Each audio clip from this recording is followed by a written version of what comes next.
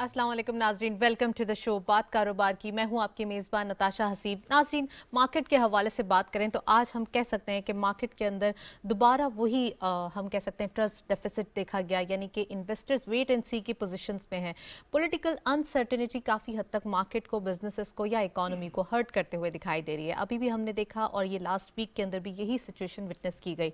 Rupee dollar parity को अगर हम थोड़ा सा विटनेस करें तो यहाँ पे थोड़ा सा वहाँ भी मार्केट के हवाले से जो है वो एक इम्पैक्ट दिखाई देता है। रुपी डिप्रिशिएट होता हुआ दिखाई दे रहा है। डेली बेसिस पे कुछ ना कुछ चीज़ें जो है वो उसकी हम देख रहे हैं स्क्रीन पे माइनस होते हुए दिखाई दे रहे हैं। नंबर्स जो है डॉलर के मुकाबले में काफ़ी हद तक डाउनवर्ड ट्रेंड शो कर रहे हैं। इट मीन्स कि यहाँ पे काफ़ी सारी चीज़ें हैं जिनको देखना according to the market, according to the businesses और अकॉर्डिंग टू द इकोनॉमी ज़रूरी है। इकोनॉमी के हक में, यानी कि हमारे मुल्क के हक में, इंडस्ट्रियलाइजेशन के हक में और एक्सपोर्ट्स के हक में ज़रूरी है। तो आज के प्रोग्राम का डिटेल जो है वो डिस्कशन का आगाज़ करेंगे। We have very exclusive panel, उनको खुशामदीद कहते हैं। हमारे साथ हैं मलिक अरशद साहब, तो चेयरमैन हैं आप डब्ल्यू ग्रुप के और साथ साथ इंडस्ट्रियलाइजेशन में भी आपकी काफ़ी एक्सपर्टीज़ है। मेंबर हैं सीईसी के, पाकिस्तान फार्मास्यूटिकल मैन्युफैक्चरर एसोसिएशन के। अस्सलाम वालेकुम sir, welcome to the show. और हमारे साथ मौजूद हैं मोहम्मद शकील मुनीर साहब, आप प्रेसिडेंट हैं इस्लामाबाद चैम्बर ऑफ कॉमर्स के, इंडस्ट्रीज़ के, ICCI के। अस्सलाम वालेकुम, वेलकम टू द शो। तो प्रोग्राम का बाकायदा आगाज़ करते हैं और जितना ये कैओस और एक पैनिक दिखाई दे रहा है या फिर हम कह सकते हैं एक अनस्टेबिलिटी दिखाई दे रही है, इसके बारे में पूछते हैं। तो मैं चाहूँगी कि इस्लामाबाद चैम्बर की राय जो है वो हमें मिले। सबसे पहले शकील साहब ये बताइए कि ओवरऑल इकोनॉमिक सिचुएशन, थोड़ा सा अगर हम पास्ट में भी नज़र डालें कि कुछ टफ डिसीजंस थे और कुछ हम ये भी कह सकते हैं कि कुछ ऐसे अनपॉपुलर डिसीजंस थे जो लेना भी ज़रूरी थे, जो कि मुल्क के लिए काफ़ी हद तक हम कह सकते हैं कि पब्लिक ने भी जो है वो काफ़ी शोर मचाया, लेकिन वो लेना ज़रूरी थे। IMF की डिमांड थी, कंडीशन के अंदर था।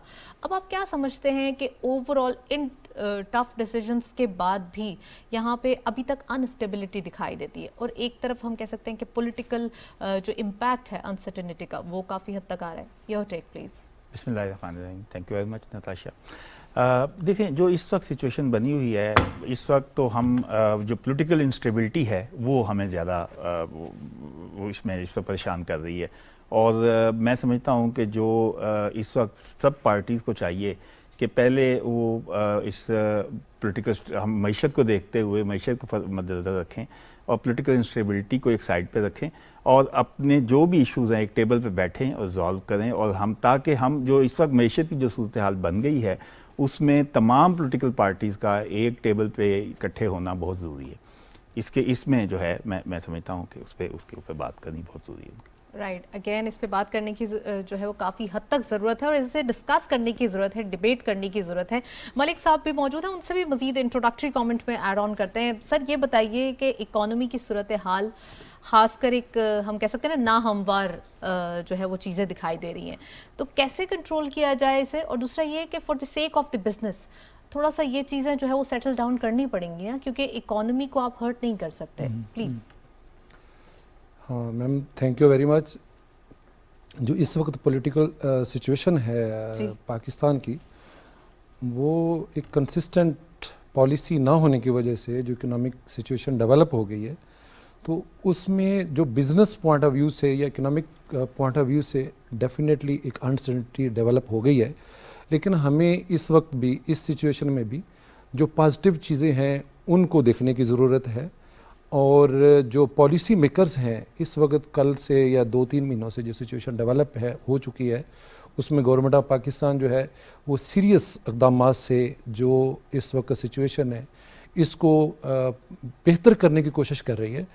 और इसमें मैं ये समझता हूँ कि जो हमारा डॉलर का एक्सचेंज रेट की वजह से जो अनसर्टेनिटी डेली सुबह रेट, दोपहर रेट, शाम रेट जो चेंज हो रहा है, उसकी वजह से जो इकोनॉमिक सिचुएशन है या लोगों की होप है या एक्सपेक्टेशन है वो ज़रा सारा दिन चेंज हो रही है और वो कंसिस्टेंट किसी बिजनेस डिसीजन पे नहीं जा पाते। तो उसमें मैं ये समझता हूँ जो पॉलिटिकल फोर्सेस हैं और जो साहब इक़्तिदार इस वक्त लोग बैठे हुए हैं और जो पॉलिसी मेकर्स हैं, हमें इस वक्त एक होप डेवलप करने की इमीडिएट ज़रूरत है। देखें, जब सिचुएशन इस तरह की हो जाती है तो हमें कुछ शॉर्ट टर्म पॉलिसीज़ होती हैं, कुछ लॉन्ग टर्म होती हैं। तो शॉर्ट टर्म में अभी इमीडिएटली सबसे पहला जो हमारा टारगेट है वो है कि कैसे हम डॉलर को जो रोकें और अपने पाक रुपये की जो डेवैल्यूएशन हो रही है, जिसकी वजह से आपका ट्रेड डेफिसिट जो है वो बढ़ते ही जा रहा है, डेली बढ़ता जा रहा है, हर लम्हा बढ़ रहा है। और हमें इस चीज़ की इस वक्त क्रिटिकली इसको देखने की ज़रूरत है, वार फुटिंग के ऊपर इसको देखने की ज़रूरत है कि हम कैसे अपने जो रिपीट डेवैल्यू हो रहा है और डॉलर जो है वो बढ़ता जा रहा है। अर्शद साहब, आपने कहा कि हमें होप डेवलप करने की ज़रूरत है। So my point is, hope में क्या क्या चीज़ें आप समझते हैं कि डॉलर को कैसे जो है वो उसकी डेप्रिसिएशन को रोकेंगे? देखिए, it's so simple ma'am, it's so simple. ये आपको बहुत बड़ी इकोनॉमिक कॉम्प्लेक्सिटी नहीं रह गई कि किसी को समझ नहीं आ रही कि अब डॉलर को कैसे हमने कम करना है। देखिए, जब आपको डेफिनेटली अभी क्या करना है, आपके इंपोर्ट बिल को कम करना है और अपने एक्सपोर्ट बिल को बढ़ाना है। अब इंपोर्ट बिल कैसे आपका कम होगा, मैं उसकी एग्जांपल एक दूं कि हमारी जो पिछली गवर्नमेंट का डिसीजन था, इसमें अभी भी उसको हम चेंज नहीं कर पाए, कि जो इंपोर्ट हमने बंद की सारी की सारी, और खसूसन ऑटोमोबाइल की अभी आगे जो इंपोर्ट की, उसमें हमने इंपोर्ट तो बंद कर दी, लेकिन उसमें क्या हुआ, लग्जरी गाड़ियों की इंपोर्ट बंद होगी, जो हमें रेवेन्यू आ रहा था वो भी बंद हुआ और टैक्स की मद में। और जो लोकल इंडस्ट्री है ऑटोमोबाइल की, वो 95% सिर्फ आके असेंबलिंग कर रही है। और उसकी इस वक्त भी वो पिछले साल की जो इस वक्त उनकी इंपोर्ट बिल में कंट्रीब्यूशन हो गई है वो $1.7 बिलियन की हो गई है। यानी उसकी कोई एक्सपोर्ट नहीं हो रही, कोई री एक्सपोर्ट नहीं हो रही, सिर्फ वो ऑटो किट मंगवा के रीअसेंबल करके और गाड़ियों की कीमतें भी बढ़ा के, यानी ये लोकल कंजम्पशन। क्या फायदा हुआ इस चीज का? जीरो। मैं कहता हूँ जीरो। क्यों लिए गए, और उस वक्त जब लिए जा रहे थे तो क्या आप लोगों ने वॉइस रेस की थी? मैं देखिए, मैं आई एम एन इंडस्ट्रियलिस्ट, जो हम किसी पार्टी के नहीं है। हम तो जो ठीक चीज़ है उसको सपोर्ट करेंगे, जो गलत चीज़ है उसको डिस्करेज करेंगे। ये बिल्कुल कोई अच्छा फैसला नहीं है कि आपने जहाँ से आपका रेवेन्यू आ रहा था, लग्जरी गाड़ियाँ जो जहाँ भी इंपोर्ट हो रही थी, उसमें एक कंडीशन थी कि जो भी गाड़ी इंपोर्ट होगी उसके जो डॉलर्स हैं वो फॉरेन से आएंगे और फिर वो गाड़ी इंपोर्ट हो सकती थी। अभी क्या हुआ कि ये डॉलर भी यहाँ से अब बाहर जा रहे हैं और फिर यहाँ पे वैल्यू एडिशन जीरो है, ऑलमोस्ट 5% ये कहते हैं, वो भी नहीं है। और इसकी कोई री एक्सपोर्ट नहीं है, कोई इसमें आपका ये नहीं कि आपके एक्सपोर्ट बिल में कोई फ़ायदा हो रहा है। तो इसलिए ये जितने हम डिसीजन ले रहे हैं, और इस वक्त भी पाकिस्तान को बेल आउट पैकेज जो है टोटल जो है वो कोई $33 बिलियन चाहिए। एग्जैक्टली, पॉइंट टेकन अर्शद साहब, बड़ी वेल आपने डिटेल जो है वो बताई है। मुनीर साहब से पूछती हूँ। मुनीर साहब, ये बताइए कि एक तरफ जो है वो इम्पोर्ट के ऊपर पाबंदी लगाना ज़रूरी है, दूसरी तरफ ऐसे डिसीजंस जिनके रिजल्ट काफ़ी अरसे बाद भी जो है वो ज़ीरो उसके जो रिजल्ट आ रहे हैं, तो उसको भी टैकल करना ज़रूरी है। सो माई पॉइंट इज़ के शकील साहब, आने वाले दिनों में ऐसे डिसीजंस को डिस्करेज करना ज़रूरी है, साथ साथ और कौन कौन से डिसीजंस हैं आप समझते हैं जिनको इसी तरीके से जो है वो पॉइंट आउट करना ज़रूरी है? देखिए, इसमें मेरी इंपोर्ट के हवाले से फाइनेंस मिनिस्टर से बात भी हुई है और इस पे डिस्कशन भी, डिबेट भी हुई कि इस पे फिलफोर जो आपने इंपोर्ट बैन लगाया है उससे काफ़ी ज़्यादा इंपोर्टर्स जो हैं वो डिस्टर्ब हुए हैं और उससे एक मार्केट में पैनिक भी आया है जी। और नो डाउट इस वक्त ये भी ज़रूरी था, इंपोर्ट बिल को कम करने के लिए इंपोर्ट बैन लगाना ज़रूरी था। लेकिन अब असल में जो हमारी जो चीज़ें जिनको हम लग्जरी की डेफिनेशन में ले रहे थे, अब वो लग्जरी रही नहीं। अब ये थोड़ा सा हमें ये भी देखना पड़ेगा कि वो रोज़मर्रा हमारी इस्तेमाल की चीज़ों में आ गई हैं, तो उसमें उसका इम्पैक्ट जो है वो थोड़ा सा गलत गया। अर्शद साहब तो कार्स के हवाले से बात कर नहीं, रहे थे। मैं तो जनरल जो इंपोर्ट बिल जो 6 बिलियन का इन्होंने जो इंपोर्ट बैन लगाया, जिसका 6 बिलियन का इफेक्ट आएगा जो कि इसके ऊपर, उसमें देखें उसको अभी फाइनेंस मिनिस्टर साहब से यही बात मेरी हुई। उन्होंने कहा कि मैं प्राइम मिनिस्टर से रिक्वेस्ट करूंगा कि इसको अपलिफ्ट किया जाए, क्योंकि इससे जो चीज़ वो गेन करना चाह रहे थे वो शायद उस तरह से उसका रिजल्ट नहीं आया। उसकी 2-3 चीज़ें हैं। नंबर 1 तो ये बैन लगाया गया विदाउट एनी पहले से इंफॉर्मेशन उनको इंटीमेट किए। अब लोगों ने एडवांस पेमेंटें की हुई थी, लोगों ने उसमें ऑलरेडी जो उनके ऑर्डर्स वहाँ पे प्लेस हुए थे, Right. रेडी थे, मटेरियल रेडी था। अब फूड प्रोडक्ट्स में हमारे यहाँ शकील साहब, उसके 2019 ऊपर में तो बात हुई है ना मेरे ख्याल में, वो तो एक हफ्ते का टाइम दिया गया है ना, 10 दिन का, कि तमाम चीजें सेटिंग कर ली जाए। सटीक वो मलिक साहब, मैं सही बोल रही हूँ इस बात पे? जी जी अभी तक, लेकिन देखें अभी तक उसके ऊपर इम्प्लीमेंट नहीं हुआ। कि वो इम्प्लीमेंट होगा तो उसमें डेफिनेटली उससे बेहतरी आएगी। देखें बात ये है, आखिर ये हमें जो प्रोडक्ट इंपोर्ट की जा रही थी, हम उन ब्रांड को हमें यहाँ पे उनको एनकरेज करना है कि वो यहाँ आएँ, यहाँ पे आके वो मैन्युफैक्चरिंग करें। ये बहुत ज़रूरी है। हमें इस वक्त देखना ये है कि हम उनको कैसे इनकरेज करें। अगर एकदम से हम इंपोर्ट बैन लगा देंगे, उनको हम डिस्करेज करेंगे। हमें उन यहाँ पे इंडस्ट्रियलाइजेशन की जानिब जब तक हम नहीं जाएंगे, हमारी एक्सपोर्ट नहीं बढ़ सकती हैं। हमारी एक्सपोर्ट बढ़ेगी तो इंपोर्ट्स हमारी कम हो सकेंगी। वो कॉर्ड प्रेस कर दी है जिसके ऊपर क्वेश्चन भी बनता है और जो आजकल तमाम चीज़ों को हर्ट करते हुए दिखाई दे रही है, इंपोर्ट बैन। और ऑब्वियसली आपने इंडस्ट्रियलाइजेशन की बात की है, पॉलिसी रेट सर 15% पे दिखाई दे रहा है। इस रेट पे आप समझते हैं कि इंडस्ट्रियलाइजेशन करना या इंडस्ट्री लगाना, आप समझते हैं कि ये इजी होगा, इजी टास्क होगा? नहीं, उसमें देखें हम बिल्कुल इस वक्त यही बात हम फाइनेंस मिनिस्टर साहब से भी रिक्वेस्ट कर रहे हैं कि जी चीज़ों को थोड़ा सा आप देखें, ऑन ग्राउंड देखें, तो उसके मुताबिक मैयज़ लें जो भी लेने हैं। हम अभी थोड़ा एक चीज़ मैं आपको बताऊं कि फाइनेंस मिनिस्टर साहब और चेयरमैन FBR नहायत इस वक्त कंप्रोमाइजिंग पर्सनैलिटीज़ हैं और नहायत चीज़ों को समझते हैं। मेरी कई दफ़ा उनसे मीटिंग्स हो चुकी हैं, मैंने देखा है कि वो चीज़ों को एड्रेस करना चाहते हैं, इश्यूज़ को एड्रेस कर भी रहे हैं। और मैं जिस इशू के ऊपर भी उनके साथ बैठा हूँ, उन्होंने उस पर बड़ा पॉजिटिव रिस्पॉन्स दिया है। चीज़ों को देखें, हमने एक तो प्रॉब्लम हमारा ये है कि हम पहले से ही उसके ऊपर एक अपनी राय कायम कर लेते हैं। मेरे ख्याल से हम अगर जो भी इसमें हमारे इदारे हैं, हम उनके साथ बैठें तो चीज़ों को हम सेटल डाउन करवा सकते हैं। वो चीज़ों को समझते हैं।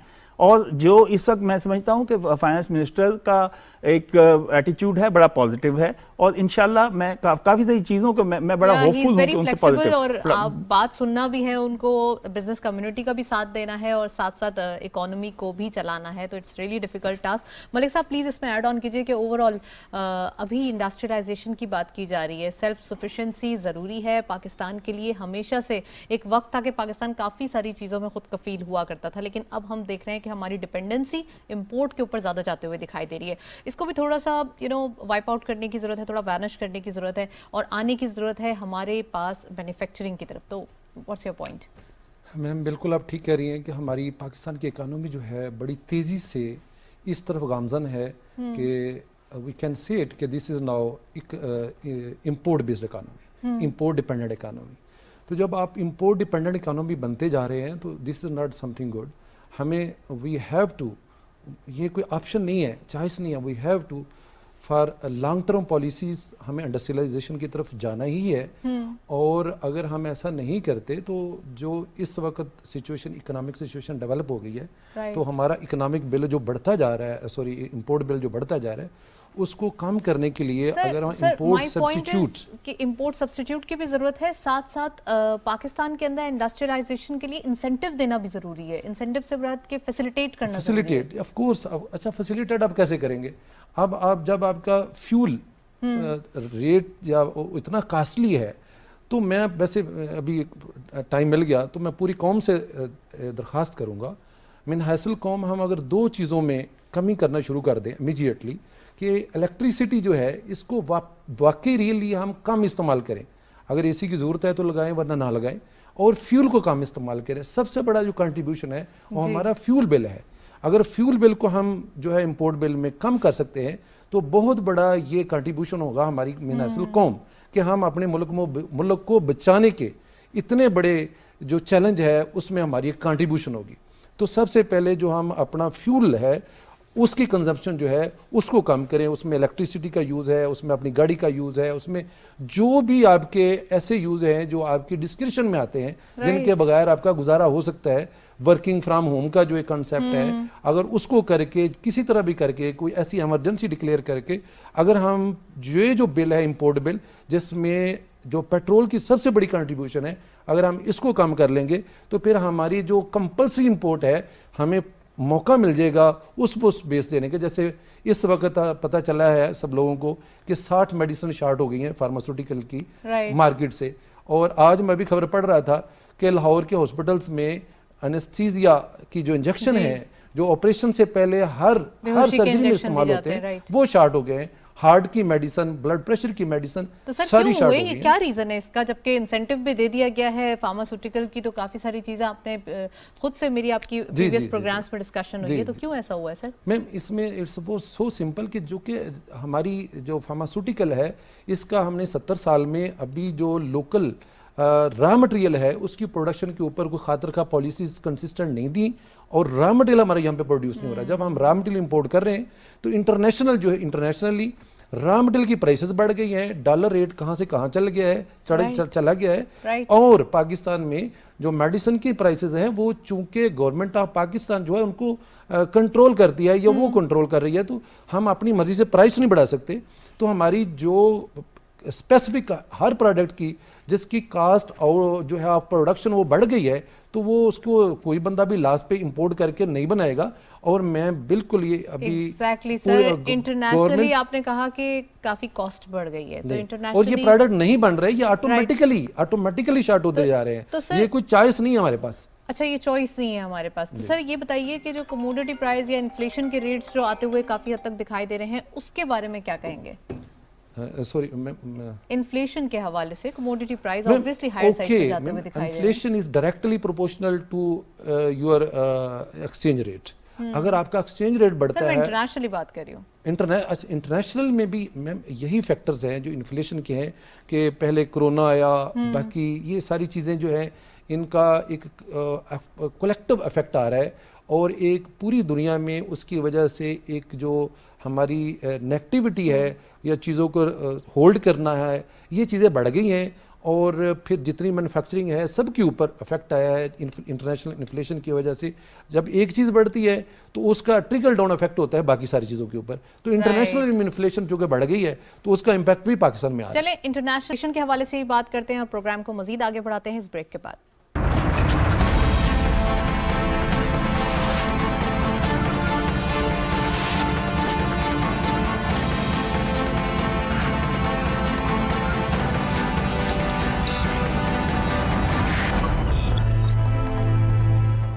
वेलकम बैक नाजरीन। ब्रेक से पहले अरशद साहब से ही बात कर रहे थे, शकील मुनीर साहब भी मौजूद हैं, मजीद बात करते हैं। शकील साहब, ओवरऑल जैसे इन्फ्लेशन के हवाले से बात कर रहे हैं, ग्लोबल अगर थोड़ा सा इशू देखें या जियो पोलिटिकल सिचुएशन देखें, एक इशू तो कमोडिटी प्राइस का ही इम्पैक्ट आते हुए दिखाई दे रहा है। तमाम अगर फेड के आप रेट्स देखें या रेट हाइक देखें, तमाम पॉलिसी रेट्स देखें, पूरी दुनिया में डेवलप्ड कंट्रीज़ की बात कर रही हूँ, तो कितना ज़्यादा हायर साइड पे दिखाई दे रहे हैं। तो एज़ कम्पेयर टू पाकिस्तान, तो फिर पाकिस्तान के अंदर इतना पॉलिसी रेट होना या फिर इस तरीके से थोड़ा सा कैओस होना, ये आप समझते हैं कि सही है या फिर थोड़ा सा जायज़ है? नहीं, देखें ओवरऑल इम्पैक्ट तो आया है ना, पूरी दुनिया में ही एक सिनेरियो चेंज हुआ है, वो तो सबके सामने है।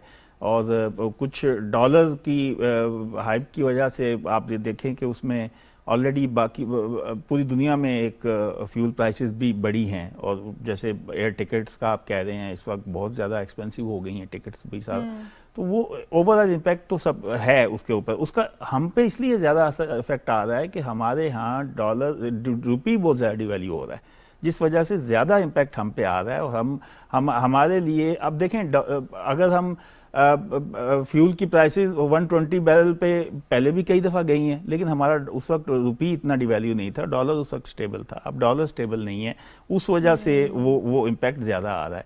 तो ओवरऑल उसका असर हम पे आता है। लेकिन जाहिर बात है, इस चीज़ को ओवरकम करने के लिए, जैसे मलिक साहब ने फरमाया कि इसमें आप हम उन चीज़ों को थोड़ा सा कंट्रोल कर लें जहाँ पे फ्यूल कंजम्पशन है, सेल्फ सफिशिएंट हो जाएं। हम मतलब है गाड़ियों का इस्तेमाल उतना करें जितना हमारी ज़रूरत है, और हम उसको हम बड़ी गाड़ियों की बजाय छोटी गाड़ियों पे ज़्यादा वो इंसार करें, सब करें। मतलब उसमें सिर्फ हम प्राइवेट सेक्टर, गवर्नमेंट सेक्टर, सब उसमें बड़ी गाड़ियों को जो है हम कुछ टाइम के लिए जो है हम उन्हें कहें जी कि हम नहीं यूज़ करेंगे, हम छोटी गाड़ियों का इस्तेमाल ज़्यादा करेंगे ताकि कम से कम फ्यूल उस पर कंजम्पशन हो। सबसे बड़ा हमारा इम्पोर्ट बिल है ही फ्यूल का है।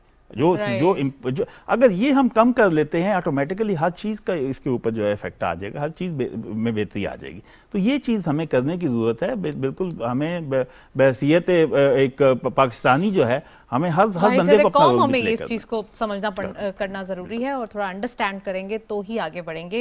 मलिक साहब प्लीज़ ये बताइए कि अगर इंटरनेशनली ऑयल प्राइस का जो एक इम्पोर्ट बिल था हमारा, वो पहले अगर 10 बिलियन हुआ करता था तो अब 20 बिलियन या उससे भी बढ़ के जो है वो ज़्यादा आते हुए दिखाई दे रहा है। ये भी थोड़ा सा एक हम कह सकते हैं इम्पैक्ट है, नेगेटिव इम्पैक्ट है, जो कि इकोनॉमी अच्छी एक फ्लेक्सिबल थी उसका भी एक नेगेटिव इम्पैक्ट आ गया है। मैम बड़ी सिंपल बात है कि जब डॉलर रेट बढ़ रहा है तो हमारी जो पेमेंट है इंपोर्ट की, क्योंकि हम डॉलर में कर रहे हैं, हमारा पाक रुपी डिवैल्यू हो रहा है, तो ये बिल बढ़ता जा रहा है ना। और डॉलर्स में भी बढ़ता जा रहा है चूँकि इंटरनेशनली रेट बढ़ गए हैं। और मैं यहाँ पे एग्जांपल दूंगा एक उस पेशेंट की जिसकी इम्यूनिटी हाई हो और दूसरा वो पेशेंट जिसको इमरजेंसी कोई इशू बन जाए और उसकी इम्यूनिटी ना हो। तो हमारी एज ए पाकिस्तान जो कि हमारे फॉरेन एक्सचेंज रिजर्व जो वो इतने कम हैं, बाकी सारी चीज़ें, पॉलिटिकल सिचुएशन हमारी डिस्टर्ब है, फॉरेन रिजर्व हमारे गड़बड़ कर गए, ये सारी चीज़ें जो हैं। फिर एक और बड़ा जो इसके साथ अलाइड इशू आ रहा है कि जो पिछली गवर्नमेंट ने किया था कि जो डॉलर्स में फॉरेन अकाउंट खोलें और उसमें जो प्रॉफिट देनी थी, इसको भी अगर रीएनालाइज किया जाए तो मैं समझता हूँ, मैं बैंक्स ओनर्स को रिक्वेस्ट करूँगा कि जो उन्होंने इस वक्त डॉलर्स को मार्केट से ख़रीदना शुरू किया हुआ है और फिर मनी लॉन्ड्रिंग के थ्रू उस अकाउंट में दोबारा से री इन्वेस्टमेंट करके प्रॉफिट बाहर ले जा रहे हैं, तो ये इस गवर्नमेंट को इसको भी देखने की ज़रूरत है। इस अकाउंट को बिल्कुल फ़ौरन बंद कर दिया जाए, ये एक ट्रैप है। और जो बैंक ओनर्स हैं, इस वक्त अगर डॉलर मार्केट में चल रहा हो 233 का, तो वो एलसीज के लिए सारे इंडस्ट्रियलिस्ट को या बिजनेसमैन को कहते हैं कि हम 248 पे आपकी एलसी रिलीज़ करेंगे। तो उनके पास इस वक्त पर कल शेखर शी साहब का बयान आया था कि हमारे पास डॉलर्स नहीं है। एक तो इस तरह की र्यूमर्स जो हैं ये ना फैलाई जाए, और दूसरा ये है कि ये डॉलर्स जो लोग खरीद के रख रहे हैं, ये उनसे रिक्वेस्ट है कि इस वक्त पाकिस्तान को बचाना है। आप अपने सर यहाँ मैं आपको पॉज करूंगी। नदीम अफजल चंद साहब ने हमें अभी ज्वाइन किया है ओवर कॉल। आप मेंबर हैं पाकिस्तान पीपल्स पार्टी के, उनको प्रोग्राम में खुशामदीद कहते हैं। अस्सलाम वालेकुम sir, welcome to the show. जी वालेकुम अस्सलाम। सर सबसे पहले ये बताइए कि आज के प्रोग्राम्स के टॉपिक तो आपने सुना ही है, जिसमें political impact over economy. Pakistan की इकोनॉमी वैसे ही एक सेंसिटिव हालात में दिखाई दे रही थी, फिर डेली बेसिस पे कोई हिकअप्स आते हुए दिखाई दे रहे हैं। सर कैसे देख रहे हैं ये तमाम चीज़ों को, साथ साथ रुपी डॉलर पैरिटी को? देखिए जी, जो पॉलिटिकल स्टेबिलिटी है वो बिल्कुल इकोनॉमी के ऊपर बड़ा का डिपेंड करती है। और मैं समझता हूँ इस वक्त जो मुल्क में क्योस एक पैदा किया जा रहा है, ये मुख्तलिफ तरीकों के साथ जो पॉलिटिकल पार्टीज के हेड्स या उनके मेंबर्स जो बयानात दे रहे हैं डॉलर के बारे में, इकोनॉमी के बारे में, वो सिर्फ अपनी सियासत नहीं कर रहे, वो मुल्क का नुकसान कर रहे हैं।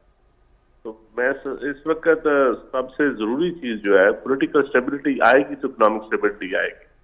आप देख लेना, हमारे साथ अफगानिस्तान है, आज उसकी करेंसी देख लें और हमारी करेंसी देख लें, तो कितने शर्म का मुकाम है कि हम उस लेवल पे चले गए हैं और हमें ध्यान भी नहीं है। हालांकि पाकिस्तान में बिजनेस भी हो रहा है, इंडस्ट्री भी चल रही है, अल्लाह ताला का करम है। कोई ऐसी सूरत हाल नहीं है कि पाकिस्तान खुदा न खास्ता कोई आज लोग जहाजों से चमट के बाहर जा रहे हैं, लेकिन इसके बावजूद हमने एक ऐसा क्रॉस पैदा कर दिया है कि जिससे बिजनेसमैन भी परेशान है, एक्सपोर्टर भी परेशान है, इंपोर्टर भी परेशान है। सर एग्जैक्टली माय पॉइंट कि ये कैओस और एक पैनिक जो पैदा किया जा रहा है, इसको कैसे कंट्रोल किया जाए, जबकि आप कभी टफ डिसीजन लेते हैं कोई पेट्रोलियम प्राइसेस के हवाले से या कोई और ऐसा इनिशिएटिव जो कि मुल्की मफाद में होता है, क्योंकि आने वाले दिनों में उसके नतीजे अच्छे होंगे, लेकिन उसको इतना क्रिटिक्स कर दिया जाता है, उसको इतना नेगेटिव बना के पेश किया जाता है कि बड़ा एक पॉलिटिकली अपनी कहते हैं ना साख को बढ़ाने के लिए मुल्क का नुकसान किया जाता है। उसके ऊपर प्लीज बताइए।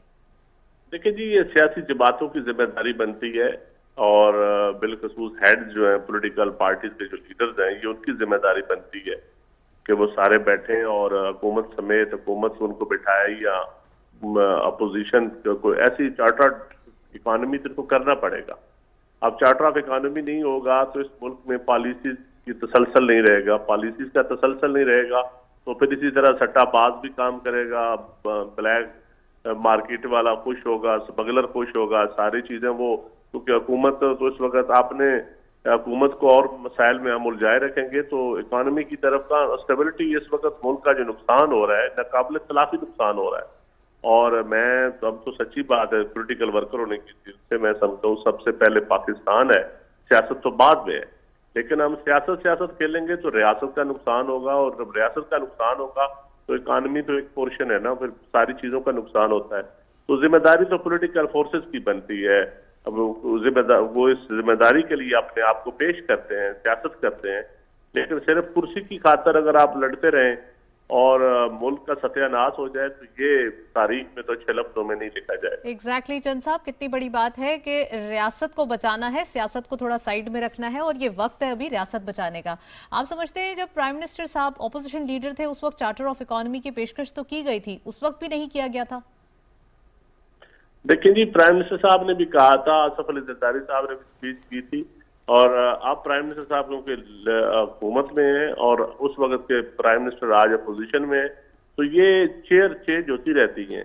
तो मेरे ख्याल में आज प्राइम मिनिस्टर साहब को पहल करनी चाहिए और दावत देनी चाहिए, एक एजेंडा, नेशनल एजेंडा इशू करना चाहिए, इकोनॉमी जिसका नंबर 1 हो, और उसके ऊपर अपोजिशन को डायरेक्ट दावत देनी चाहिए। बेशक टेलीविजन के जरिए दें, तो मैसेंजर भेजें, वो दावत दे ताकि इन इश्यूज के ऊपर बैठ के हम आए बात करें। तो सिर्फ एक दफा पॉलिटिकल फोर्सेस एक टेबल पे बैठ गई तो आप देख लीजिएगा आधी इकोनॉमी वैसे ठीक हो जाएगी, स्टेबिलिटी आ जाएगी, और बाकी फिर साथ साथ रिफॉर्म्स आप करते रहे, एनर्जी का आप प्राइस कम करें किसी न किसी तरीके से। आप जो मलक साहब जिस तरह फरमा रहे थे, बैंक जिस तरह वाकई स्मगलिंग डॉलर की अजीबो गरीब तरीके से सट्टेबाजी करवा रहे हैं, तो इन सारी चीजों पे देखना पड़ेगा फिर बैठ के। राइट, इनको टैकल करने की जरूरत है, नीड ऑफ द आवर भी है। सर, ओवरऑल इन्फ्लेशन पाकिस्तान के अंदर जो एक मौमा बनते हुए दिखाई दे रहा है, पब्लिक को भी समझाना थोड़ा सा डिफास्क होता हुआ दिखाई दे रहा है, इसके ऊपर प्लीज बताइए कि कैसे कंट्रोल किया जाएगा, और इस केओस से निपटने के लिए सबसे पहले जो इनिशिएटिव लेने चाहिए वो कौन से होने चाहिए? देखिए जी, दो तीन इनिशिएटिव ही आप ले सकते हैं। एक एडमिनिस्ट्रेटिव होता है जो इंतजामिया लेती है, और एक आप पॉलिटिकल गवर्नमेंट एक मैसेज देती है, और फिर थ्रू कैंपेन आप एक मैसेज देते हैं बहुत सारी चीजों के ऊपर। लेकिन पाकिस्तान एक एग्रो बेस्ड कंट्री है, और शुक्र अल्हम्दुलिल्लाह कम फूड सिक्योरिटी हमारे पास बिल्कुल मौजूद है, हमारे पास कोई अनाज की कमी नहीं है कोई से।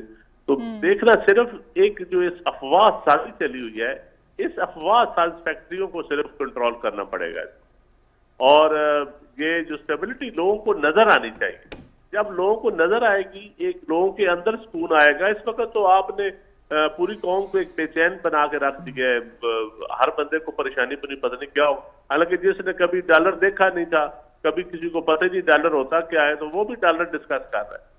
राइट, इस तरह स्टेबिलिटी नहीं आएगी ना। स्टेबिलिटी तो पॉलिटिकल फोर्सेज नहीं लानी है, और किसी की जिम्मेदारी नहीं है। बाकी सबसे पहले जिम्मेदारी पॉलिटिकल फोर्स, हाँ यहाँ तो पॉलिटिकल फोर्स जो नहीं इसमें हिस्सा डालना चाहता वो तस्लीम करे कि मैं नहीं हूँ मुखलस इस रियासत के साथ, तो फिर या गवर्नमेंट का काम है, ये गवर्नमेंट की जिम्मेदारी है कि जो फोर्सेज नहीं है उनको एक्सपोज करें, जो नहीं बैठना चाहते या जो इकोनॉमी में उनके साथ सही चार्टर ऑफ इकोनॉमी पे नहीं बैठना चाहते, तो गवर्नमेंट का काम है। जिम्मेदारी पहले नंबर पे तो गवर्नमेंट की बनती है। राइट, आर्टिफिशियल एक इमरजेंसी मचाने की कोशिश की जा रही है, या पॉइंट टेकन। चंद साहब, ये भी बताइए कि ओवरऑल पूरी दुनिया में ही इन्फ्लेशन बढ़ती हुई दिखाई दे रही है। अगर डॉलर का थोड़ा सा हम साइड में रखेंगे इशू, और अपने मुल्क के चैलेंजेस को थोड़ा सा जस्ट सेट असाइड, लेकिन अगर पूरी दुनिया के हवाले से बात करें तो कमोडिटी प्राइस इतने बढ़ते हुए दिखाई दे रहे हैं, डेली बेसिस पे इंटरनेशनल ऑयल बढ़ जाता है। कोविड के बाद थोड़ी सी स्टेबिलिटी वहाँ भी नहीं आई है। साथ साथ पाकिस्तान के आप अगर थोड़े से बायलैटरल रिलेशन की तरफ जाएँ तो वो कैसे देखते हैं? देखिए जी, ओवरऑल बिल्कुल पूरी दुनिया में महंगाई है, लेकिन पाकिस्तान के रीजन में इस वक्त मैं समझता हूँ स्टेबिलिटी पाकिस्तान को ट्रेड की जरूरत है। रीजन में जब आप ट्रेड करेंगे और आपके पास देखें ऐसी चीजें भी है, आप डेली रोजमर्रा की चीजें आप पाकिस्तान में भी तैयार हो रही हैं। कुछ गवर्नमेंट ने इम्पोर्ट पे कोशिश की है बैन करने की, लेकिन स्मगलिंग पे भी करनी पड़ेगी। ये नहीं है कि आप इम्पोर्ट पे करें और स्मगलिंग आप सख्ती ना कर सके। तो अभी भी चीजें मैं समझता हूँ स्मगलिंग भी हो रही है, और एडमिनिस्ट्रेटिव पॉइंट ऑफ व्यू से भी थोड़ी सी सख्ती की जरूरत है, इसमें भी लैप्सेज है। तो बाकी इंटरनेशनल मार्केट का असर तो आएगा, लेकिन वो असर हम बर्दाश्त कर लेंगे। जो हमारे मुल्क के अंदर आप स्टेबिलिटी अनस्टेबिलिटी का चक्कर होता है ना, ये बर्दाश्त करना मुश्किल होता है। आप बहुत सारी चीजें, आप पूरी दुनिया में गंदम महंगी है, तो पाकिस्तान में तो फिर भी वाफर मिकदार में गंदम है, हम सब्सिडी भी दे रहे हैं, लेकिन कुछ सब्सिडीज भी हमें खत्म करनी पड़ेगी। हम बिलियंस रुपए सब्सिडीज दे रहे हैं, और सब्सिडीज गरीब को टारगेट करके देनी पड़ेगी, फार्मर को टारगेट करके देनी पड़ेगी, दौलतमंदों से, सरमायादारों से सब्सिडी वापस लेनी पड़ेगी। तो थोड़ा सा सरमायादार का और आम आदमी का फर्क जो है वो गवर्नमेंट को अब थोड़ा सा सब्सिडी देते वक्त या बरात देते वक्त करना पड़ेगा सर। लेकिन एक बात यह है कि इन्वेस्टर्स का आपने जिक्र किया है, तो उसके बारे में सवाल पूछते चलूँ। एफडीआई अट्रैक्ट कैसे हो सर इस हालात में, या खासकर 2017 के बाद हम देख रहे हैं कोई ऐसी बड़ी फॉरेन डायरेक्ट इन्वेस्टमेंट आती हुई दिखाई नहीं दे रही, और खासकर इन्वेस्टर्स भी रिलक्टेंट है पाकिस्तान में इन्वेस्टमेंट करने के बारे में। तो प्लीज़ ये बताइए कि क्या ऐसे हालात पैदा कर दिए गए, या फिर पाकिस्तान का क्या कोई ऐसा इमेज सेट कर दिया गया पिछले 2-3 सालों में? देखिए, बदकिस्मती से हमने सिर्फ इन्वेस्टमेंट हम हाउसिंग सेक्टर के अंदर ही हमारी हो रही है, क्योंकि हाउसिंग सेक्टर को रियासत भी सपोर्ट कर रही है, हुकूमतें भी सपोर्ट कर रही हैं, इंडिविजुअल्स भी बड़ी, और पिछली हुकूमत में एमएसपी भी दी गई थी हाउसिंग सेक्टर के ऊपर।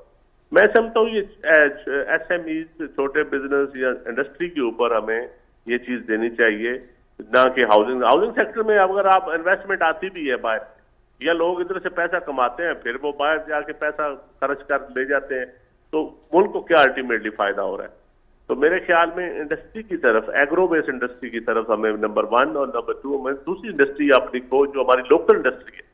अब हम फॉरेन इन्वेस्टमेंट करते हैं, और हमारा अपना इन्वेस्टर जो है पाकिस्तान के अंदर जो बैठा हुआ है उसको हम सपोर्ट नहीं करते, वो फिर अब बांग्लादेश जा रहा है, दूसरे मुल्क में जा रहा है, तो हमें अपना इन्वेस्टर जो है उसको भी सपोर्ट करनी तो चाहिए। सर पॉलिसीज तो सारी ओवरसीज पाकिस्तानीज के लिए दी गई ना, लोकल इन्वेस्टर्स भी ऐसा कोई इंसेंटिव मांग रहे थे? ओवरसीज पाकिस्तानी आके इंडस्ट्री तो कोई नहीं लगाता ना पाकिस्तान में। हमारे काबिल हमारे भाई हैं, हम मजदूरी करते हैं, दियारे गैर में बैठ के पाकिस्तान का दर्द रखते हैं, वो एक अपनी जगह पे।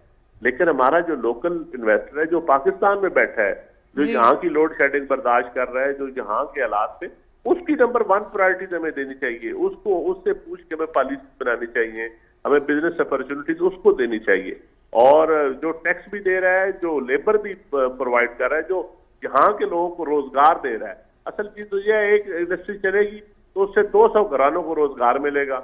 आपने देखना यह है कि हम प्लाट महंगी हो जा रही है यहाँ हाउसिंग सेक्टर, क्योंकि हाउसिंग सेक्टर को मैं समझता हूँ बहुत बड़ी रियासत की पुष्ट पनाही हासिल है जो अलमिया है हमारे मुल्क में। तो आप इंडस्ट्री को, एग्रीकल्चर को, ये 2 प्रायोरिटीज बना ले। Agriculture number 1 priority, industry number 2 priority. तो आप देखेंगे, और फिर छोटे बिजनेसमैन जो है उसको लोनिंग करे, उसके ऊपर ध्यान दे।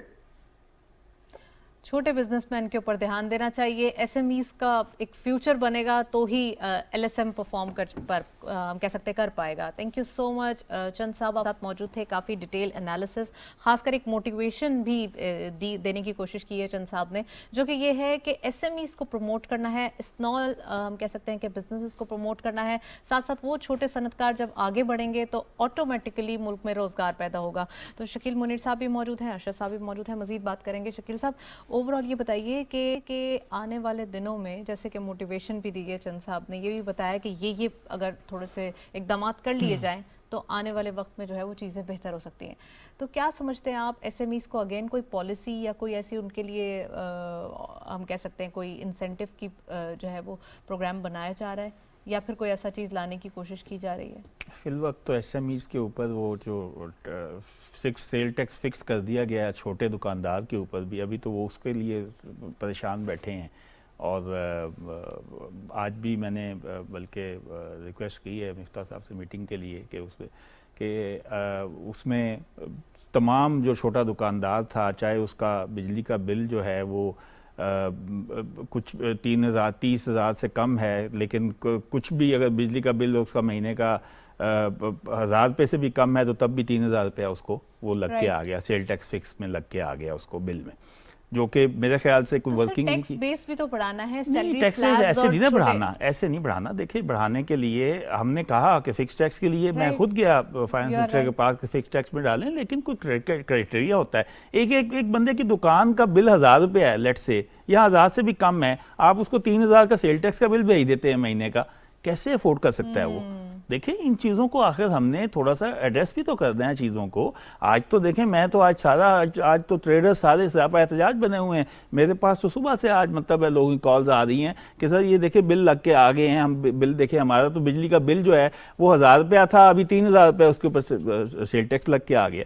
तो इन चीज़ों चलिए को सर, ये थोड़ा तो सा अच्छी इनको भी बात है address कि आप करना दर्द पड़ेगा। रखते हैं, लेकिन तो होता इनको ये है address कि तो आप छोटे दुकानदार जो है वो सिर्फ ये दिखाते हैं कि छोटे दुकानदार परेशान हैं, लेकिन होता ये है कि इतने बड़े बड़े बिजनेस हम कह सकते हैं करने वाले लोग, यानी कि रेस्टोरेंट्स हो गए, सुपरमार्ट्स हो गए, बड़े जो है वो सुपर स्टोर्स हो गए, वो भी यही कर रहे होते हैं। बिल जो है वो प्रॉपर नहीं देते, एक प्रॉपर इम्प्रॉपर सा जो है बिल देकर फिर उसके ऊपर टैक्स को हटा के और अपना फायदा देखते हैं। नहीं, अभी Retailers तो वाले देखिए, सिर्फ देखते हैं अभी ना तो ये। देखिए ना, एक क्राइटेरिया भी उन्होंने बनाया था कि जी 30,000 से कम का जो भी जिसका बिजली का बिल है उसके ऊपर 3000 रुपया है, जी। जिसका 50,000 रुपये से कम है उसके ऊपर 5,000 है, Right. जिससे 50,000 से ज़्यादा है उसके ऊपर 6,000 है या 10,000 है।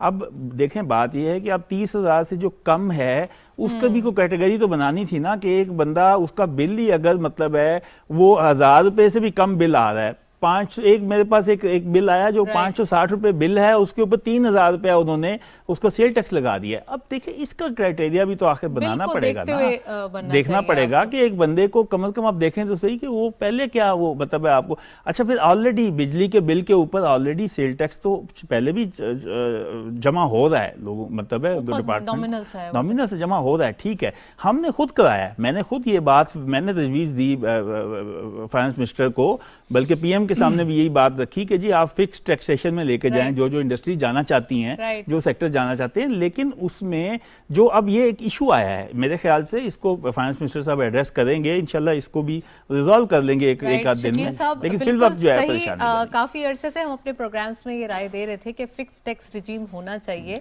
कोई भी एक बड़ा सा किसी की हम कहेंगे सुपर मार्ट हो या फिर बड़ी दुकान हो या फिर दुकान हो, उसकी हम कह सकते हैं कि इनकम के मुताबिक या फिर उसकी जो है वो प्रॉपर बिजली का बिल जो है उसके मुताबिक उसके ऊपर टैक्स लागू होना चाहिए, क्योंकि टैक्स बेस बढ़ाना है। यहाँ भी पाकिस्तानी हम कह सकते हैं ना सिर्फ सैलरी क्लास ही सफर कर रही है, तो ये भी नहीं होना चाहिए। थोड़ा सा ये भी देखने की जरूरत है और इस चीज़ को भी आइडेंटिफाई करने की जरूरत है जो शकील साहब ने कहा। अरशद साहब से पूछते हैं, अरशद साहब प्लीज़ आप मजीद जो है इसमें ऐड ऑन कीजिए कि क्या इशूज़ आ रहे हैं, लेकिन अगर इस तरीके से देखा जाए तो काफ़ी जो बड़े जाइंट हैं वो फ़ायदा उठा लेते हैं इन छोटी दुकानों का एक सामने रखकर, तो थोड़ा सा इसको भी आइडेंटिफाई करने की या फिर इसमें थोड़ा सेपरेट करने की ज़रूरत है ना। इस वक्त जो हमारा बहुत बड़ा चैलेंज है ना, ये देखिए हमारा इंटरनल है, लेकिन मैं समझता हूँ इस वक्त जो हमारा मेजर फोकस है जी। वो ये होना चाहिए कि हमारा जो डॉलर है जिसका रियल इम्पैक्ट आएगा हर चीज़ के ऊपर, हमारी अफोर्डेबिलिटी टैक्स देने की बढ़ जाएगी, बिजनेस बढ़ जाएगा, वो है कि हम कैसे टारगेट करके डॉलर को 150 पे वापस लेके आए। उसके लिए कोई 5 साल की प्लानिंग, उसके लिए शॉर्ट टर्म हम क्या कर सकते हैं, लॉन्ग टर्म क्या कर सकते हैं। मैं कहता हूँ शॉर्ट टर्म, जैसे आपने एफडीआई की बात की है ना, मैं बहुत सारी चीज़ें ऐसी हमारी एसेट्स हैं इस वक्त कि हम उसमें एफडीआई फॉरेन डायरेक्ट इन्वेस्टमेंट हमारी आ सकती है, और that is the only solution right now. Immediate अगर हमने कोई $20 बिलियन कोई $30 बिलियन जनरेट Right. करके मुल्क को डिफ़ॉल्ट सिचुएशन से डिफ़ॉल्ट में नहीं गया, लेकिन जो र्यूमर्स हैं या ऐसी वो चला रहे हैं, तो उस सिचुएशन से निकालने के लिए एक तो पहले वही रिक्वेस्ट है उन लोगों को, जैसे चंद साहब ने कहा है कि ऐसे हवा की ना उड़ा दिया करें कि मुल्क को ये हो गया वो हो गया, ना श्रीलंका की एग्जांपल दिया करें। Right. क्योंकि श्रीलंका का हमारा there is hell of difference. Sri Lanka की सिचुएशन right. में we are agro based country, हमें इन चीज़ों का इशू नहीं है, और फिर हमारी सिक्योरिटी का एक बहुत बड़ा, हम एटॉमिक पावर हैं, हमारी बहुत सारी चीज़ें ऐसी हैं जो हम अनअनाउंस्ड हैं इकोनॉमिकली भी। लेट मी टेल और द होल हमारे नेशन, फॉरेक्स रिजर्व्स में गोल्ड ऐड नहीं है सर, ये भी मैं बताऊँ, मैं पूरी कौम को बता दूं कि बहुत सारी चीज़ें हम डिक्लेयर नहीं करके बैठे हुए इकोनॉमिकली भी, जी। ठीक है, वो हमारे सिक्योरिटी अदारों को पता है, बाकी सारी चीज़ों को पता है कि हमने कब उन चीज़ों को यूटिलाइज करना होता है। तो इसलिए गोल्ड है, बाकी हमारे रिजर्व हैं, तो हम कहीं नहीं जा रहे। हमारा मुल्क जो है वो कामयाब मुल्क है, और इंशाल्लाह ये जल्दी जो है ये सारी जितनी नेगेटिव इश्यूज हैं, इनसे निकल के हम बिल्कुल। डॉलर को 150 पे लेके आएंगे और एफडीआई ज़रूरी है और लॉन्ग टर्म प्लानिंग इंडस्ट्रियलाइजेशन और एग्रो बेस जो है उसको प्लान करने की वेल जरूरत thank you so much Malik साहब, आप हमारे साथ मौजूद थे, नदीम अफजल चंद साहब भी मौजूद थे और साथ साथ हमारे साथ शकील मुनीर साहब भी मौजूद थे। आप सबका बहुत बहुत शुक्रिया, आप प्रोग्राम शरीफ लाए, प्रोग्राम में ज्वाइन किया। ओवरऑल आज के दिन हमने डिस्कशन की जिसमें पॉलिटिकल सिनेरियो थोड़ा सा इम्पैक्ट करते हुए इकोनॉमी को दिखाई दे रहा है, कैसे उससे बचा जा सकता है, कैसे बिजनेसेस जो है वो सेटल डाउन हो सकते हैं, ये हमने सोल्यूशंस भी देने की कोशिश की और सजेशंस भी थी। वेल इसी नोट पर प्रोग्राम को वाइंड अप करते हैं, इजाज़त दीजिए, अल्लाह हाफिज़।